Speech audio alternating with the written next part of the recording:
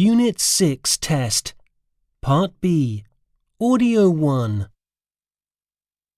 They say beauty is in the eye of the beholder, and to talk about something she finds the epitome of beauty is Lisa Sullivan, the envied owner of several quite superb classic cars. Lisa, your passion for beautiful cars is legendary. With your multiple appearances on television shows and even the use of some of your cars in films, most of us see our car as an efficient means of travelling from A to B.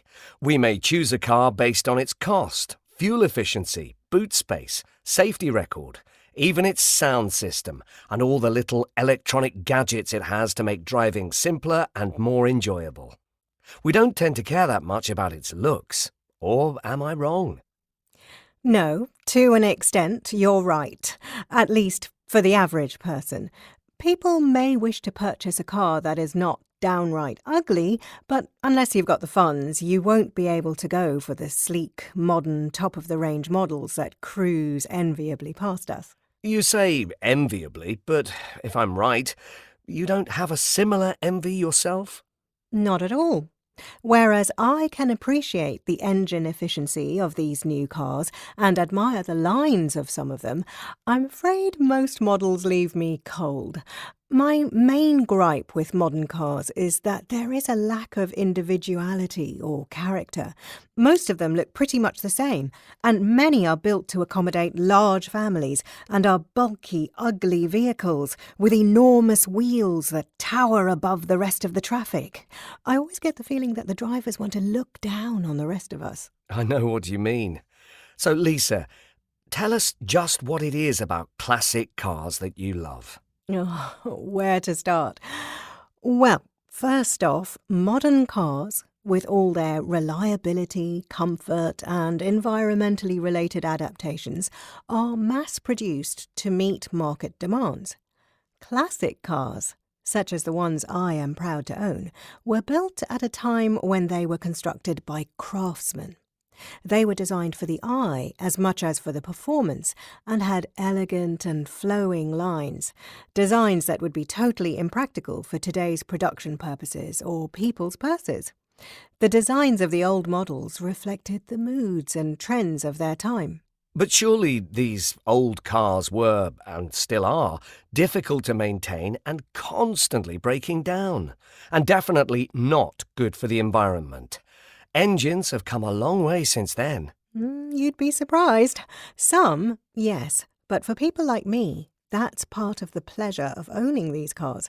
Today's engines are so advanced and dependent on electronics that servicing or repairing them when they do go wrong is way beyond the capabilities of the individual. Back in the day, with these fabulous classic cars, the engines and their thousands of well-balanced parts were accessible to the driver. You are clearly devoted to your cars, Lisa. What sparked your interest in the first place? Did your family own classics? Not at all. Our family cars were always quite standard. But we lived near Beaulieu in the south of England, which is home to the National Motor Museum, and every weekend, particularly in the summer months, the museum would hold car rallies. People from all over the UK and even further afield would converge on the village for a rally through the New Forest.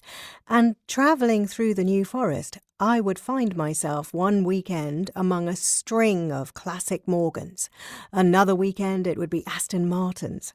I remember once on my way to my grand's house following 3 huge cars, part of an American car rally, a Cadillac, a Lincoln convertible and a Mustang, and just thinking, wow, what a sight on little forest roads.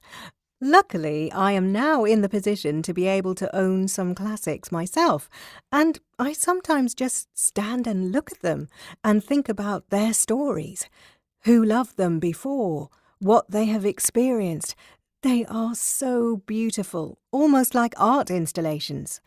And when I drive them, it's not to reach a destination. The journey itself is the destination. The purr of the engine, the feel of the seats. Oh, what's not to like? And that road camaraderie. When you pass another classic or someone who appreciates what you're driving, the thumbs up, the flash of lights. Oh, your passion is contagious. I guess we could say that the appeal of classic cars is not only to the car lover, but those who love design, engineering, art, and history. I couldn't have put it better myself.